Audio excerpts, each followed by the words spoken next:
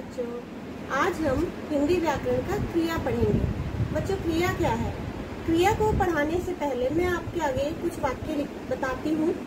एक विवेक है बच्चा, विवेक के विषय में आपको कुछ मैं बता रही हूँ। उसके बाद हम अपने टॉपिक पर आते हैं। विवेक रोज सुबह 5 बजे उठता है। उठकर वह ब्रश करता है। ब्रश करने के बाद वह सैर के लिए जाता है। सैर से आकर वह नहाता है। नहाने के बाद वह तैयार होकर विद्यालय जाता है। तो बच्चों, मैंने देखिए विवेक के विषय में कुछ वाक्य बताए। इन वाक्यों में विवेक जो कुछ कर रहा है वो क्रिया है। जैसे वो सुबह उठता है 5 बजे, उसका उठना क्रिया है। उठकर वह ब्रश करता है, उसका ब्रश करना भी क्रिया है। ब्रश कर वह सैर के लिए जाता है, सैर के लिए जाना भी क्रिया है। उसके बाद वह आकर नहाता है, नहाना क्रिया हुई। नहाने के बाद वह तैयार होता है, तैयार होना क्रिया हुई। फिर वह नाश्ता करता है, नाश्ता करना क्रिया है। फिर वह विद्यालय जाता है, तो विद्यालय जाना भी क्रिया है। तो बच्चों, साधारण से तरीके से यही मैं कहना चाह रही हूँ यहाँ पर कि जो कुछ भी होता है, जो कुछ किया जाता है, वो सब क्रिया है। तो हाँ बच्चों, क्रिया की परिभाषा यह है कि जो कुछ जिस शब्द से पता चलता है किसी काम के करने का या होने का, वह क्रिया होती है। अब आइए बच्चों, इस बात को मैं आपको इस अच्छी तरीके से विस्तार से बताती हूँ।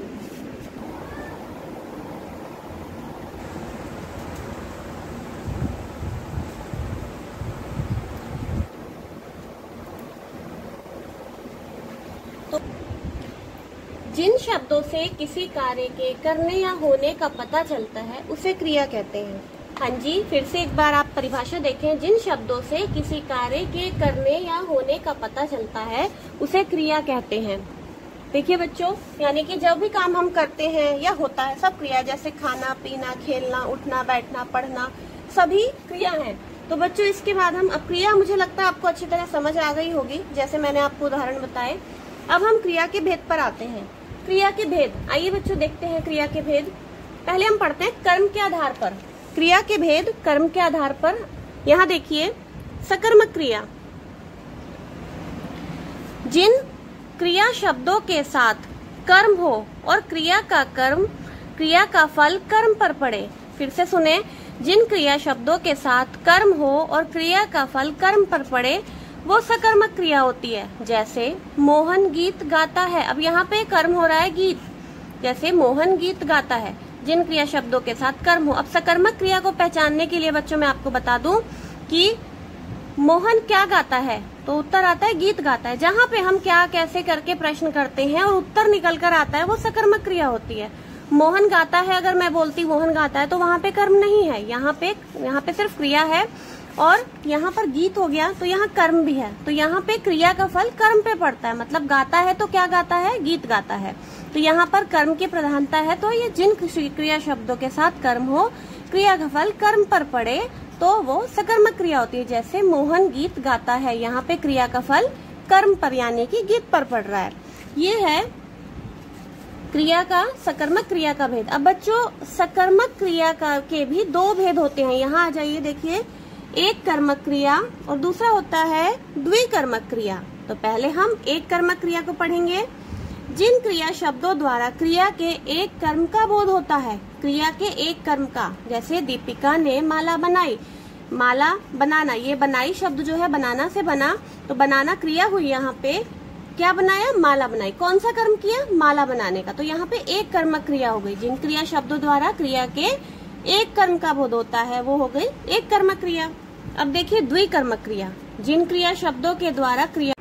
तो बच्चों, हमने जो द्विकर्मक क्रिया पढ़ी, जैसे मैंने आपको बताया, जिन क्रिया शब्दों के द्वारा क्रियाओं के 2 रूप वर्णित किए जाते हैं।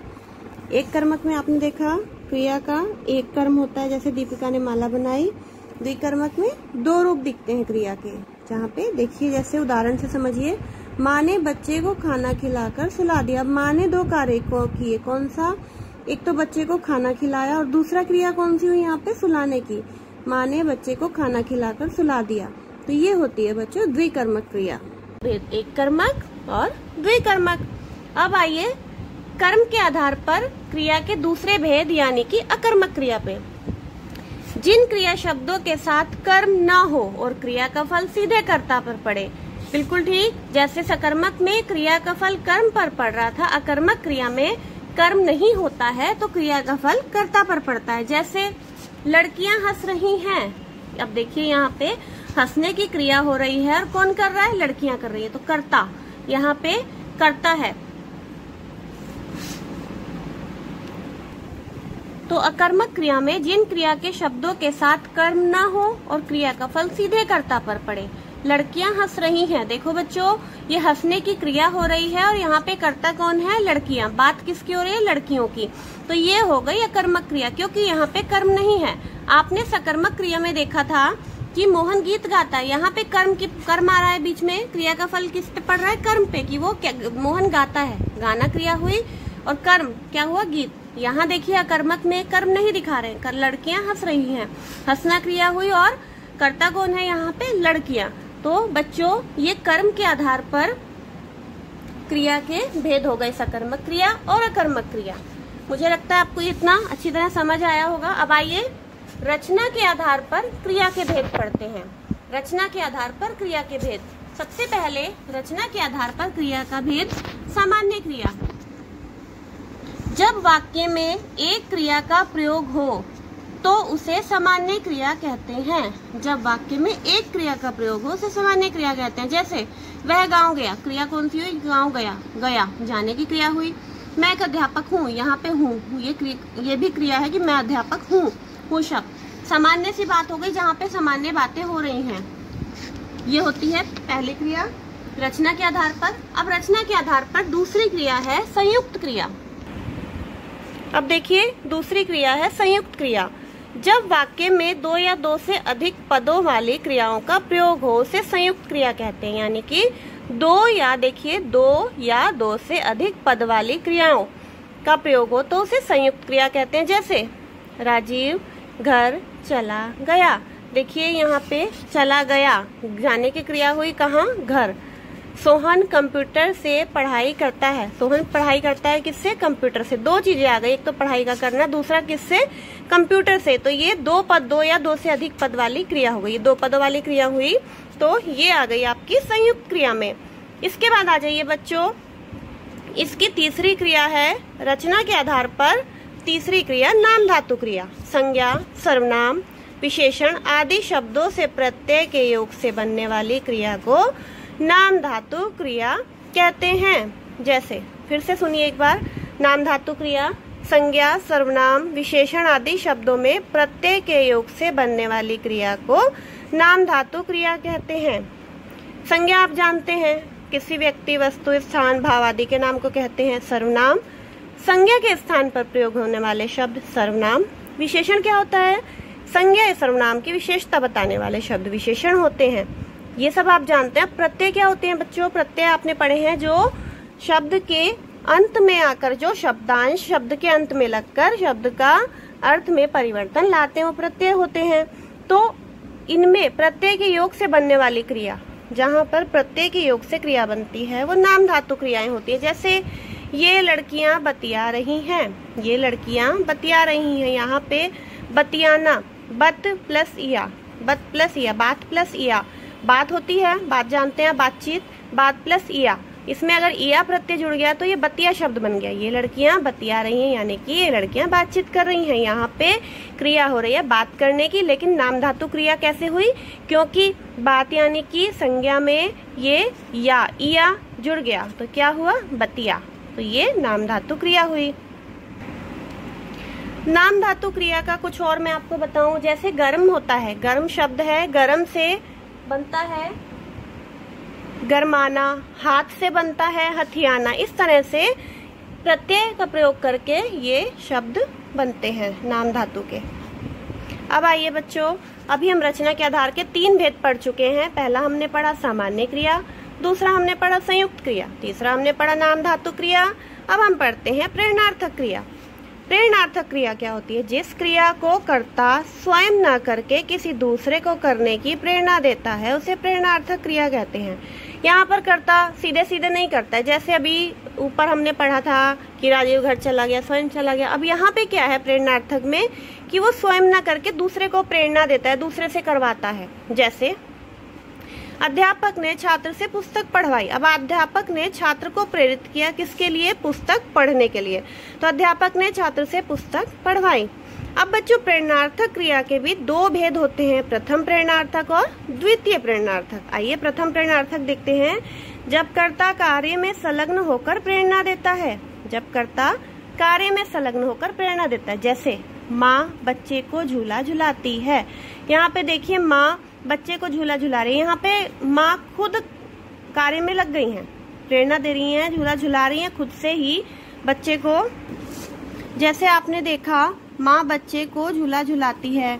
या फिर एक उदाहरण और, जोकर दर्शकों को हंसाता है। अब यहाँ पे क्या, दर्शक हंस रहे हैं, लेकिन किससे हंस रहे हैं? जोकर से। जोकर उन्हें हंसा रहा है, प्रेरित कर रहा है। माँ बच्चे को झूला झुला रही है, क्रिया बच्चे की भी हो रही है, लेकिन किसके द्वारा? माँ के द्वारा। अब दूसरा देखिए द्वितीय प्रेरणार्थक क्रिया। जब कर्ता स्वयं न कर किसी अन्य को प्रेरणा देकर उससे कार्य करवाता है। जब कर्ता स्वयं नहीं करता, किसी और को प्रेरणा देता है, उससे कराता है। जैसे माँ बेटी से चाय बनवाती है। अब यहाँ देखिए माँ ने खुद नहीं बनाई, बेटी को कहा चाय बनाने के लिए, तो माँ ने बेटी को प्रेरणा दी और उससे कार्य करवाया। माँ बेटी से चाय बनवाती है। या पिताजी धोबी से कपड़े धुलवाते हैं, वहां पर पिताजी ने किससे कार्य करवाया? धोबी से, उसे प्रेरणा दी। प्रेरणा देने का क्या अर्थ है कि उसे कहा कि तुम कपड़े धो दो। तो इस तरह से ये हो गई बच्चों आपकी क्रिया के दो भेद हुए, ये रचना के आधार पर और कर्म के आधार पर। तो बच्चों मुझे लगता है आपको अच्छी तरह समझ आया होगा। इसके अलावा हम इसके प्रश्न उत्तर करते हैं, वर्कशीट करते हैं, तो क्लियर हो जाएगा हम इसे अच्छी तरह समझेंगे। प्रश्न उत्तर के द्वारा बुक पढ़ेंगे आप, ये देखेंगे, उसके अलावा कहीं दिक्कत हो समझेंगे मुझसे। बच्चों क्रिया का एक भेद और पढ़ते हैं हम काल के आधार पर। अभी हमने रचना के आधार पर पढ़ा और कर्म के आधार पर पढ़ा क्रिया के भेद। अब पढ़ते हैं काल के आधार पर। काल के आधार पर बच्चों क्रिया के तीन भेद हैं। भूतकालिक क्रियाएं होती हैं, वर्तमान कालिक क्रियाएं होती हैं और भविष्यकालिक क्रियाएं होती हैं। तो पहले हम पढ़ते हैं भूतकालिक क्रियाएं। जिन क्रिया शब्दों द्वारा बीते हुए समय का बोध होता है उन्हें भूतकालिक क्रियाएं कहते हैं। बच्चों काल आपने पढ़ा है, काल तीन प्रकार के होते हैं, भूतकाल, वर्तमान काल और भविष्यत काल। तो वर्तमान काल क्या होता है? जो इस समय चल रहा होता है, प्रेजेंट में। भूतकाल क्या होता है? जो बीत चुका होता है समय, वो भूतकाल कहते हैं उसे। और जो आने वाला समय होता है उसे भविष्यत काल कहते हैं। तो हमारी जो पहली क्रिया है भूतकालिक क्रिया, जिन क्रिया शब्दों द्वारा बीते हुए समय का बोध हो। जैसा इसके नाम से ही पता चल रहा है, भूतकाल यानी कि बीता हुआ समय। तो जिन क्रिया शब्दों द्वारा बीते हुए समय का बोध हो उन्हें भूतकालिक क्रियाएं कहते हैं। जैसे माँ मैंने पढ़ाई कर ली। अब मैंने पढ़ाई कर ली का अर्थ है क्या? मैं पढ़ाई हो चुकी है, यानी कि वो पिछले समय में जो समय बीत गया उसमें मैंने पढ़ाई कर ली। दूसरा देखिए वर्तमान कालिक क्रियाएं, जिन क्रिया शब्दों के द्वारा उसी वक्त क्रिया या कार्य होने का पता चले। जिन क्रिया शब्दों के द्वारा उसी वक्त क्रिया या कार्य होने का पता चले। उसी वक्त मतलब वर्तमान में। देखो रानी आ रही। अब मैंने कहा कि आप उठ जाएं, अब मैं आपसे कह रही हूँ कि आप उठ जाएं, तो आप इसी समय कार्य करेंगे, इसी समय सुनेंगे, तो वो हो गया वर्तमान में। देखो रानी आ रही है, मैं अभी सामने से हमें दिख रहा है कि देखो रानी आ रही, तो ये काम कब हो रहा है? वर्तमान में हो रहा है, उसी समय हो रहा है। तीसरी है भविष्यकालिक क्रियाएं। जिन क्रिया शब्दों के द्वारा आने वाले समय में होने वाले कार्य का बोध होता है उन्हें भविष्यकालिक क्रियाएं कहते हैं। जैसे भविष्यत काल आपको नाम से ही पता चल रहा है, जिन क्रिया शब्दों के द्वारा आने वाले समय में होने वाले कार्य का बोध हो, मतलब आने वाले समय में जो कार्य होगा उसका बोध हो। रेखा कल बाजार जाएगी। अब रेखा कल बाजार जाएगी, आने वाले कल की बात हो रही है कि जो कल आएगा उसमें बाजार जाएगी, यानी कि कार्य कब होगा, क्रिया कब होगी? भविष्य में होगी। आज नहीं, अब नहीं हो रही है, पहले नहीं हुई है, आगे आने वाले समय में होगी। तो ये क्या हो गई? भविष्यकालिक क्रियाएं। तो बच्चों काल के आधार पर भी हमारे क्रिया के तीन भेद होते हैं।